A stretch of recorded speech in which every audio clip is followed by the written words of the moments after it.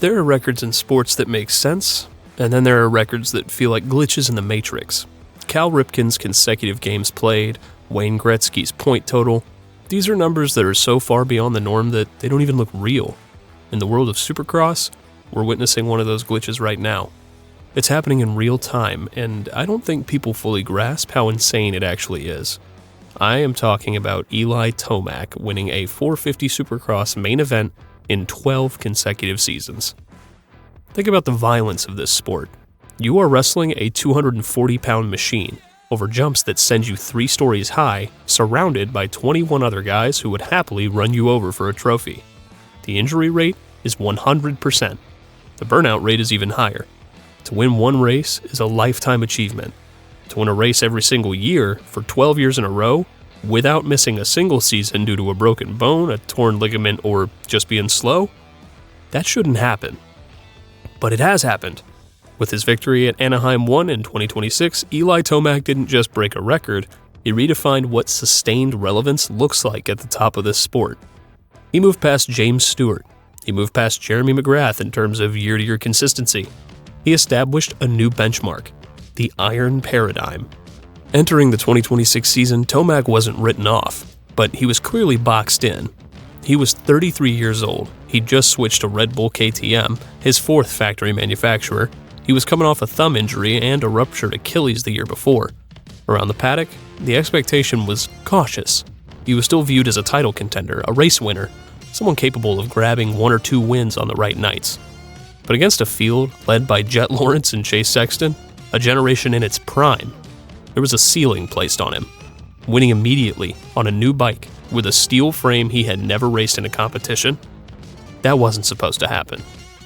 But Eli Tomac has spent his entire career operating just beyond those ceilings.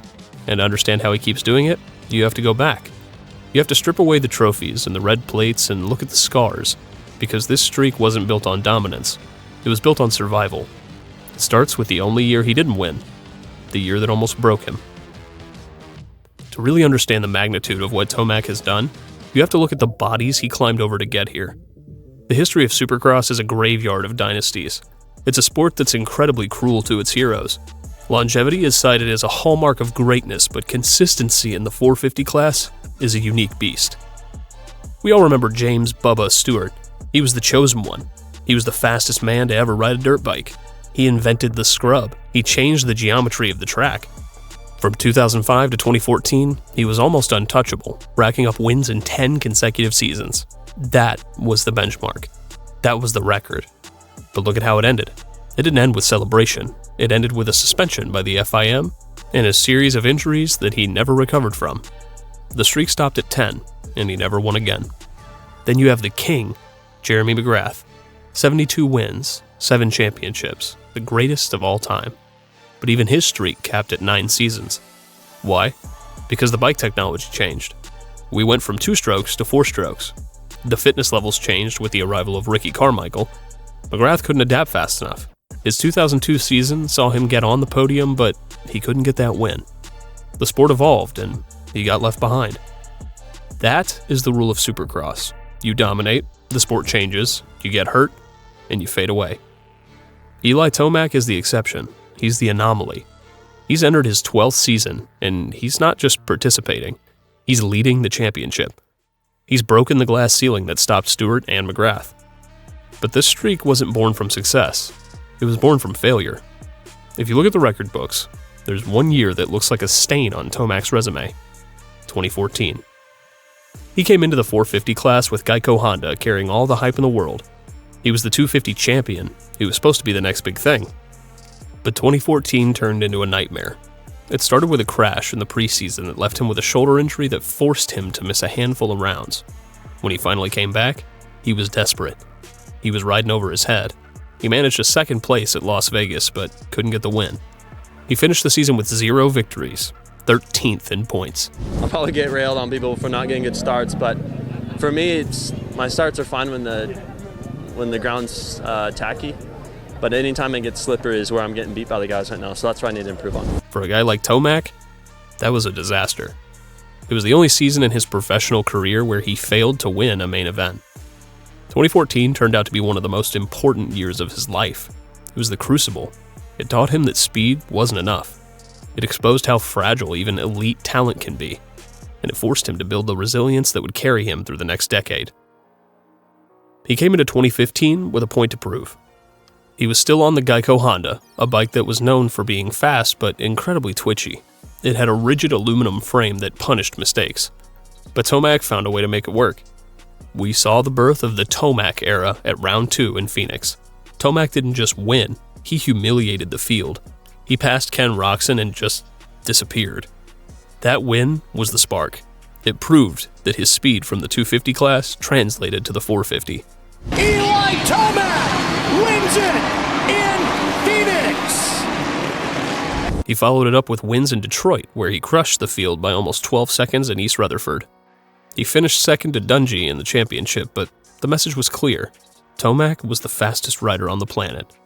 Always looking for wins and some warm weather, and I don't know, but this was cool racing in the daylight, something different. But the streak almost died before it really got started. In 2016, Tomac made the move to the Monster Energy Kawasaki factory team.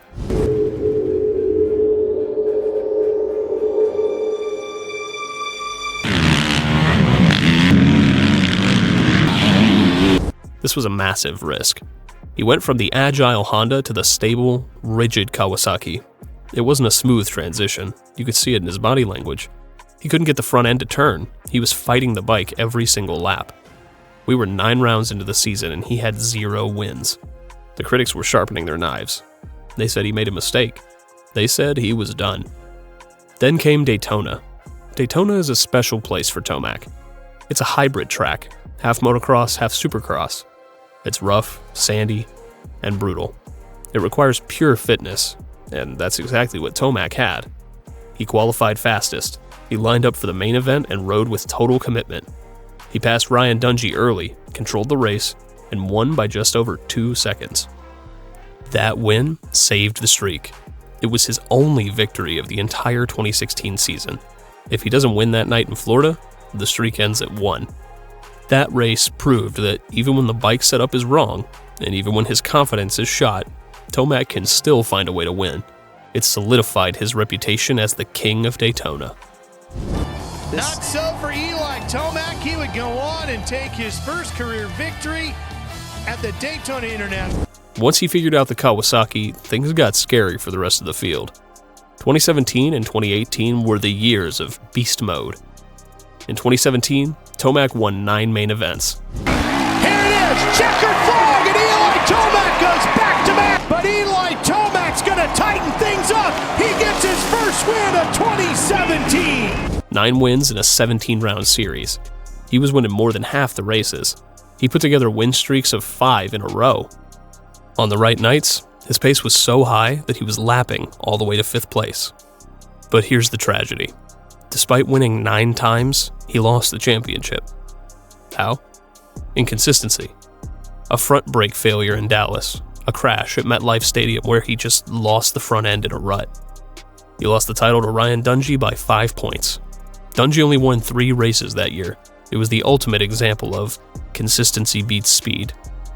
2018 was the same story. Tomac won 8 races. The champion, Jason Anderson, won 4. Tomac had double the wins, but finished 3rd in points. Why? The chaos factor. At the season opener in Anaheim, he was leading. He looked perfect. Then he crashed. And then, and this is a true story, his pants buckle broke. He was riding around holding his pants up with one hand, but the crash did real damage. He injured his shoulder, couldn't finish the race, and the injury forced him to miss the second round in Houston. These 2 seasons defined the Tomac paradox. He was the most dominant rider in the world, but he couldn't put the championship together. He was the fastest, but he was flawed. By 2019, Tomac knew he had to change. The competition was evolving. Cooper Webb had arrived at KTM, and Webb brought a new style of racing. He wasn't faster than Tomac, but he was meaner. He played mind games. He'd block past you in every corner. He'd get in your head. Webb beat Tomac in 2019, not with speed, but with strategy. Tomac won 6 races, keeping the streak alive, but he lost the title again.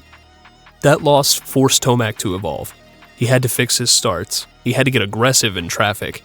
He had to stop being the nice guy on the track. 2020 was the year it finally clicked. The pandemic hit, the world shut down. The series paused and then resumed in Salt Lake City for a weird residency where they raced every few days in an empty stadium. This environment was perfect for Tomac. No distractions, no media, just racing. He thrived in the altitude of Salt Lake City. He used his superior fitness to grind the field down. He won 7 races that year, and finally, after years of heartbreak, he won his first 450 Supercross championship. The streak was at 6 seasons. The weight was off his shoulders. He was finally the champion. Eli has answered the 2020 Monster Energy AMA Supercross and FIM World Championship. After a flat 2021 season where he finished 3rd and struggled with the Kawasaki, Tomac made a move that stunned everyone. He signed with Yamaha. The Yamaha YZ450F had a reputation.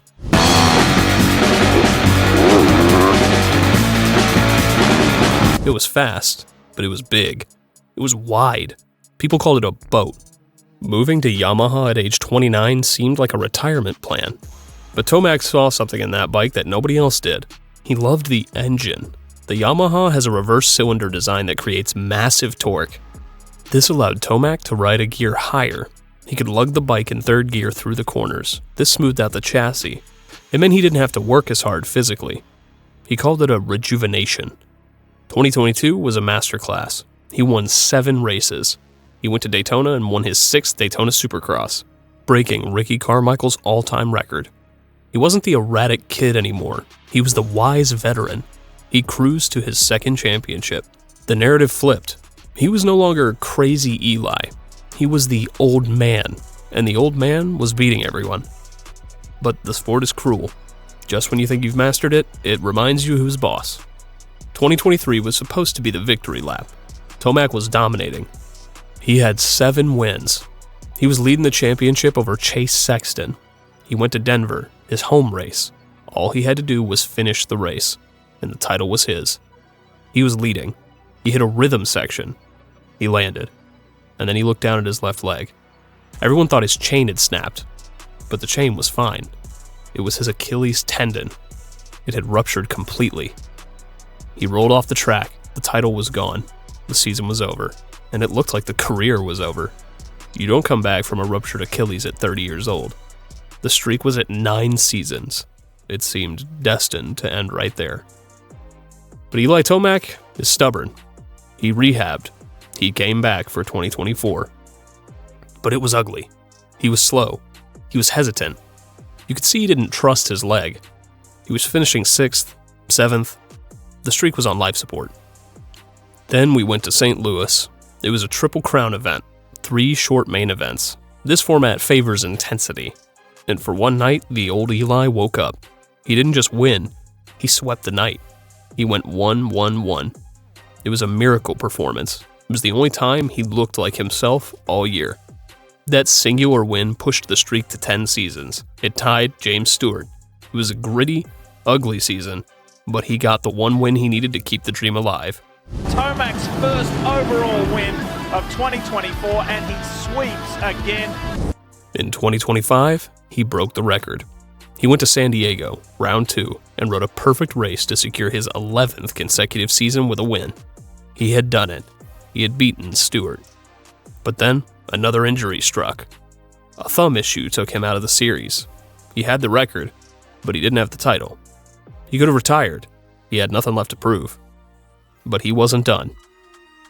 He signed with KTM for 2026, a 4th manufacturer, a steel frame bike, at 33 years old. This brings us back to Anaheim 1, 2026. The doubt was louder than ever, but Tomac silenced it. He won the opener. He won San Diego. He's riding a bike that offers him more comfort and traction than anything he's ridden before. He's proving that the iron paradigm isn't just about showing up. It's about evolving. And Eli was able to prevail to go back-to-back, not only in 2026, but go back-to-back here in San Diego. Let's talk about the machinery, because what Tomac has done on the bike is just as impressive as what he's done on the track. Winning on 4 different manufacturers is insane. Each bike requires a different riding style. First, the Honda CRF 450R in 2015. This bike used a twin-spar aluminum frame. It was rigid, it was sharp. It allowed Tomac to steer with the rear wheel and cut underneath guys. It suited his youthful aggression where he would just override the bike. Then the Kawasaki KX450F from 2016 to 2021. This used a perimeter aluminum frame. It was incredibly stable but stiff. It was biased towards the rear end. This allowed Tomac to hammer the whoops at incredible speeds, but he often struggled with front-end feel on hard-packed tracks. This explains his inconsistency during those years. If the track was soft, he won.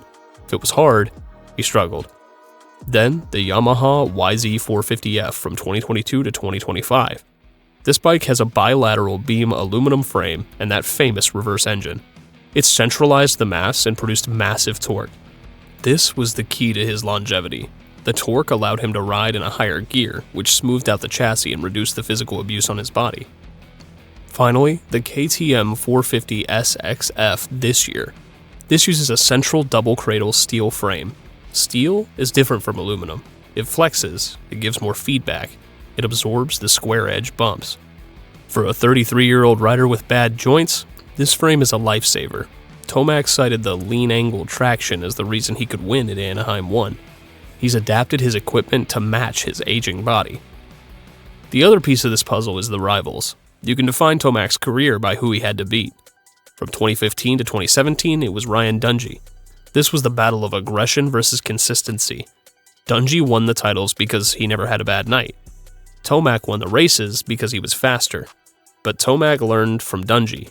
He learned that you don't have to win every lap to win the championship. Ken Roczen has been his rival throughout. They've been battling since they were kids, trading wins across Supercross and outdoors as their careers unfolded side by side.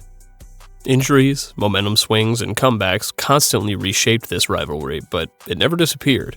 Tomac's win at Anaheim 1 in 2026 over Roczen was simply the latest chapter in a decade-long war that has never really ended. Then we have Cooper Webb, who was the mental test. He forced Tomac to improve his racecraft. He forced him to learn how to block pass and how to deal with mind games. Similarly, Sexton represented the new generation of speed. He was faster than Tomac raw speed-wise, but he crashes often. Tomac used his veteran consistency to beat him in 2022. In this sport, where careers are measured in half-decades, Eli Tomac has been winning for 12 years. He survived the eras of Dungey, Villopoto, Webb, and Lawrence. He's survived the transition from Kawasaki to Yamaha to KTM. He survived the injuries that end careers. He's established the Iron Paradigm, a standard of consistency that may never be matched. Surpassing James Stewart's 10-season streak places him in a singular category of greatness. While Jeremy McGrath remains the king of total wins with 72, Eli Tomac is the Iron Man of winning. He's the rider who refused to fade away. Even now, Eli Tomac is still the man to beat. The streak is alive. The record is growing. And the old man from Cortez is still the fastest rider on the planet. What do you guys think? Is Eli going to make it 13 seasons in a row next year, and will anyone ever beat this record? Let us know in the comments below. And if this streak changed how you think about what's possible in racing, the next story takes that idea even further. Thanks for watching, and stay wicked.